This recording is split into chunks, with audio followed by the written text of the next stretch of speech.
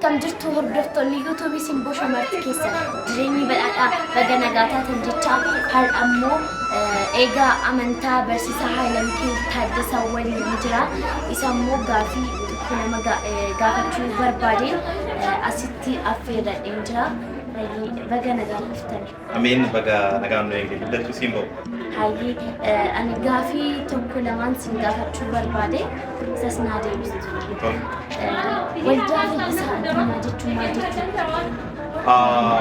والدا فيسا الدنيا جتوني والدا كريستاناتي كريستانوني شفتي كينيا والدا فيسا الدنيا والدا يسوع كريستوس هندسة والدا يسوع كريستوس هندسة توني من كريستانا جرمتي من كريستانا كيستمو كرا داتي نموني حال ساني ميجتون درما أني شاساني تنتجا جل نجرا كينيا فافان دات تنتجا جل مك أبجر أني ورا تنتجا جل كيسا والدان دوكا بوتاي ستوكودا أكاس مو بوليس والدا دوكا بوتا تيتو كتوفي والدان فيسا الدنيا والدا تجاجل أفورواتي هايمي والدا فيسا الدنيا مالف مديكم إيجا والدان فيسا الدنيا سببني تي هندي فمي غابا إناني دمبي سارتي ترى إجرا إني بلادا أكما ولي غلاتي غرو تجاجل وانجيلا كان إيرا كاسني حاجة إدلا الدنيا تي أفان هنداتين galman gabu da kan labbate da jechuni danda hayi erga hunda I wagamni ega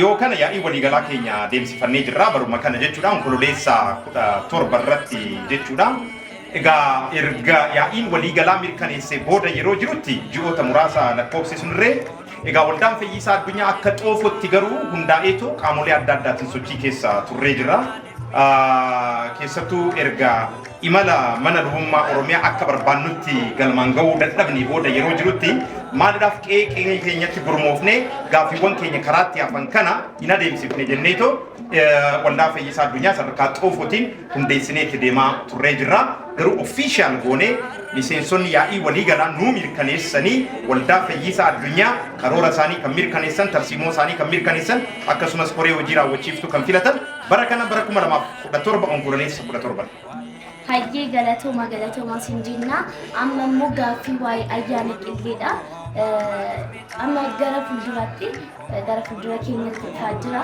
ayyaanni qillee mee ayyaanni qillee maali ayyaanni qillee ayyaana dhalachuu gooftaa Yesuus Kiristoos kan itti kabajnudha kun immoo ajaa'iba waaqni nama ta'uun baay'ee raajiidha yaadamu waaqni bifa garbichaa bifa uumama isaa qabachuun isaa baay'ee raajiidha kan addunyaan hundi ayyaaneffachuu fi dinqii kana addunyaan hundi yaadachuu qabudha.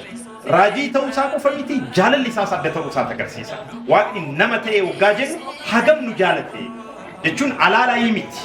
Numa ta'eetu nu jaalate bifa garbichaa sana uffateetu nu jaalate. Egaa jaalala waaqayyoodhaan nuuf ta'e kana kan itti ayyaaneffannudha. Egaa waaqayyoon durii eegalee goda adda addaatiin dubbachaa turee jira. duraan dursee seera uumamaatiin ilma namaatti dubbachaa turee jira. Kanaan ilmi namaa uumama laalee waaqa isaa raajeffachaa turee jira. Isa booda immoo seera oriitiitiin gama abboommii kurnan waaqayyootiin ilma namaatti dubbachaa turee jira. Isa booda seera wangeelaatiin dhalachuu gooftaa Yesuus Kiristoosiin ilma namaatti dubbatee jira jechuudha. Kanaaf ayyaanni qillee waaqayyoon ilma namaatti gama ilma isaa gooftaa Yesuus Kiristoosiin dubbachuu isaa kan itti ayyaaneffannudha jechuudha. Hayyimi ayyaanni qillee kun Oromoo biratti haala kamiin kabajamu? Egaa Oromoon ayyaana kanayyuu ayyaaneffatu akkaataa jiruuf jireenya isaa wajjin wal simsiiseeti. Keessattuu Oromoon qonnaan bulaan ayyaana qillee yeroo itti kabajutti yeroo midhaan isaaf itti ga'u, yeroo makaratti sassaabbatu, yeroo gammachuuti, yeroo garmaamaati, yeroo billiiti, yeroo sirnoonni adda addaa itti raawwatamanidha. Isa booda ayyaanni cuuphaa waggaa dhufu inumaayyuu yeroo cidhni itti raawwatamu yeroo gammachuuti.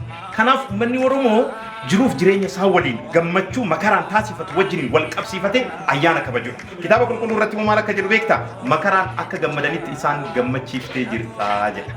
Kana akkamitti raawwate waggaa jettu Waaqayyoon ilma namaatiif waan hinaafeef ilmi isaa foon ilma namaa uffateetoo bittaaf gabrummaa diiyaabiloos jala akka isa baasu gochuudhaan akkuma makaraan gammadanitti isaan gammachiiftee jirtaa jedha. Kanaaf Oromoon akkamitti ayyaaneffate yoo jette makaraan gammachuu qabu wajjin wal qabsiiseeti kan inni ayyaaneffatu. Aadaan qillee taphachuus immoo baay'inaan ni jira. Keessattuu daa'imman dargaggoonni bifa adda ta'een tapha qillee taphachuudhaan ayyaaneffatanidha. Hayyemi yeroo ayyaana qillee kana kabajuuf jennu hin tsoomna. Tsoomiin kun maaliif taasifama? Soomni gaa'e kan irra caalaa foon keenya waaqayyoodhaaf dadhabsuudhaan itti dhiyaannudha gara waaqayyootti jechuudha. Keessattuu ayyaana qilleetiif immoo soomni soomnu sooma raajotaa yaadachuudhaan. Raajonni ilmi waaqaa gooftaan Yesuus Kiristoos akka dhalatu waan barbaadaniif maaloo bu'ii maaloo samiiwwan tarsaasitii nu fayyisii jedhanii too isa kadhachaa turanii jiru. Raajonni adda addaa immoo sooma adda addaa gochaa turanii jiru. Akkuma waliigalaatti raajonni yaaddoo siqiqii akkasumas sodaa cinqii keessa jiranirraa ka'anii too mul'ata gooftaa Yesuus Kiristoos kana baay'eetti fedhuu isaanii agarsiisuudhaaf sooma soomaniiru. Sooma sana yaadachuudhaan nuyi sooma qillee jennee too soomna. Sooma qillee jennee garuu waggaa soomnu amma immoo akka durii sanatti irra deebi'ee akka dhalatuufi miti. Irra deebi'ee akka dhufu yaaduudhaan. Maaliifii wangeela Maatiyoos boqonnaa 9 lakkoofsa 15 irratti misirrichi ennaa isaan biraa fudhatame aal sanatti ni soomuu jedha. Maal jechuun isaati misirrichi gooftaa Yesuus Kiristoosidha. Inni gara abbaa isaatti waggaa ol ba'u maaloo kootti nu sassaabbadhu jennee toommoo nyaataaf dhugaatii lagannee dhandhama addunyaa kanaa tuffannee isaa olii gooftaan Yesuus Kiristoos nuuf hiikaa qaba jennee sooma soomnudha jechuudha soomni qillee. Hayyee galatoomaadha. Anis gaafii koo argadheera isin gaafii kana akka hubattan abdii guddaa qabna. Mee isin immoo dhumarratti ergaa qabdan yaadni isin qabdan ni jiraate asumaan dabarfachuu dandeessu. Egaa ayyaana qillee ennaa kabajnu nageenya keenya Yesuus Kiristoos yaadachuudhaan kabajuun baay'ee barbaachisaadha.